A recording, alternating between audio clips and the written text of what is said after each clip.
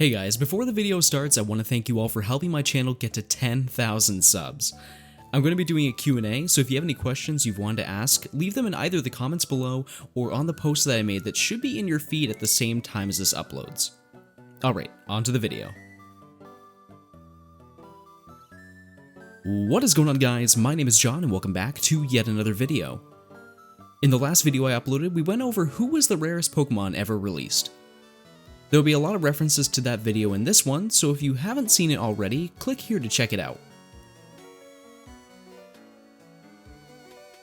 Because I only went over event Pokemon that were released in America, there were a ton of Pokemon that I missed out on putting into that list.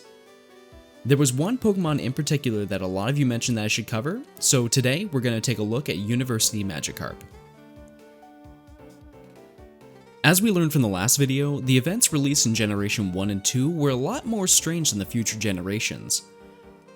You had to enter contests, buy peripherals, or travel to specific locations to obtain the Pokemon that you wanted, and thankfully this is something we really don't have to deal with anymore.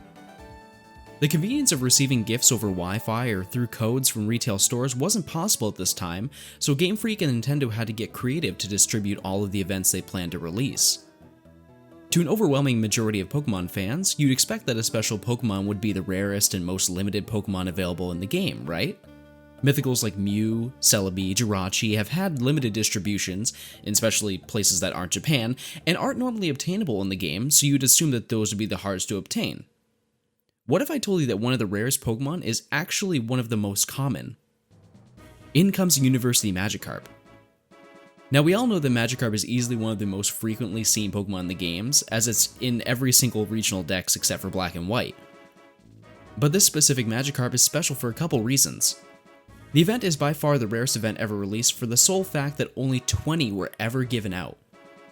But before we go any further, let's give a little background info. The University Magikarp was released through a special contest in Japan called the Tamamushi University Hyper Test. It was a campaign that was done through a company called Shugakukan, which was a Japanese publisher of things like magazines, dictionaries, DVDs, and other medias of that genre.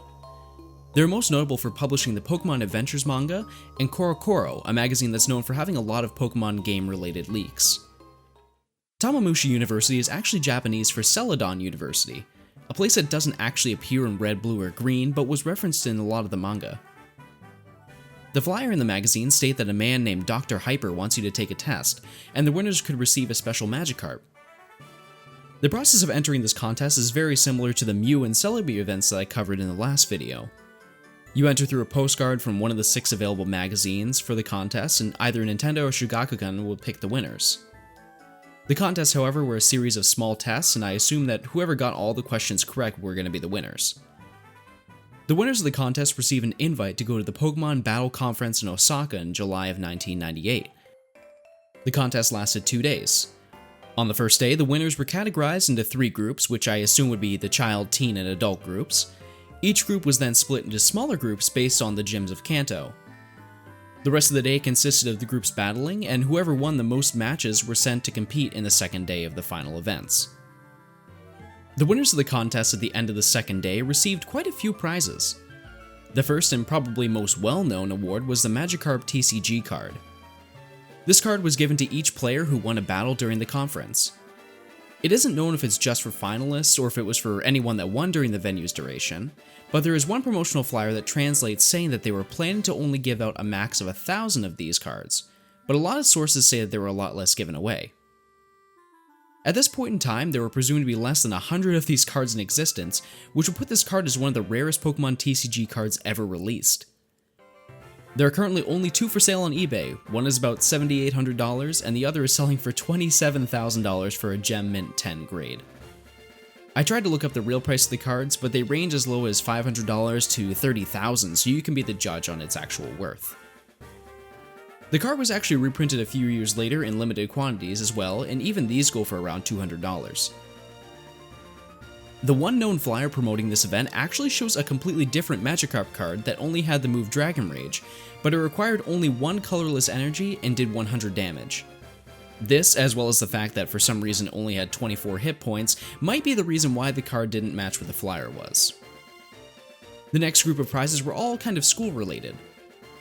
Winners received a Tamamushi University student ID card, a badge with a Magikarp and the school's crest, a notebook, and a student's book that had Pokemon lore and facts about the franchise. Last but not least, the final prize was the infamous event itself. You were given a level 5 Magikarp that was holding a berry and, wait for it, new Dragon Rage. That's it. This is the rarest Pokemon. If you don't understand, let me explain why this is the most underwhelming thing of all time.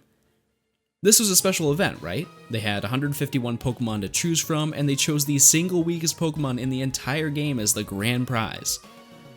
Imagine winning a Pokemon tourney in this day and age and they gift you a Magikarp as the prize. You'd be a little heated, right? But I know what you're thinking. John, Magikarp only learns Splash and Tackle, so this really is a special Magikarp. And you're right, normally Magikarp can't learn Dragon Rage. But if you can hold on for 20 more levels, Gyarados can learn Dragon Rage. Other than that move, there really isn't anything special about this Magikarp. A lot of event Pokemon in the first 2 generations had a specific set trainer name and ID so you could differentiate an event Pokemon from a regular one, but even for an exclusive event like this, they decided to make it match whatever your game cartridge had on file. I think that the most interesting thing about this entire event is the mystery behind it. Japan is known very well for doing a lot of random events, but they usually related to something going on at that point in time. Tamamushi University has been referenced twice in total aside from this contest. The first time was in the manga Pokemon Gotta Catch 'Em All Volume 1, which was released in March of 1997 in Japan. The second and last time was in Pokemon Adventures Volume 4, which was released much later in December of 1998. Since the event took place in July of 1998, it just seems like a really random event to base it around. As for the contest, there are 0 pictures on the internet of the venue, the magazine tests, the notebook prize, and there isn't even video evidence of the University Magikarp distribution stations. I doubt we'll really ever get any more solid information about this topic, but I tried my best to gather the correct information because this info was scattered all over the internet. But who knows? If we were able to find all those gold and silver beta Pokemon 20 years later, who says we can't find this info? But for right now, this is the history of the University Magikarp. Alright, and that's going to do it for today's video. If you have any special information about the contest that I missed, please feel free to put those in the comment section below. If you liked the video, leave a like as I'll be putting out more content soon. If you have any suggestions for videos you'd like to see, leave those in the comments below. Thank you all again so much for helping me reach 10,000 subscribers. If you have any questions that you'd like to ask me about anything for the Q&A, leave them either here or post them in the post on my feed. Other than that, I'd like to thank you guys for watching, and I'll catch you on the next one.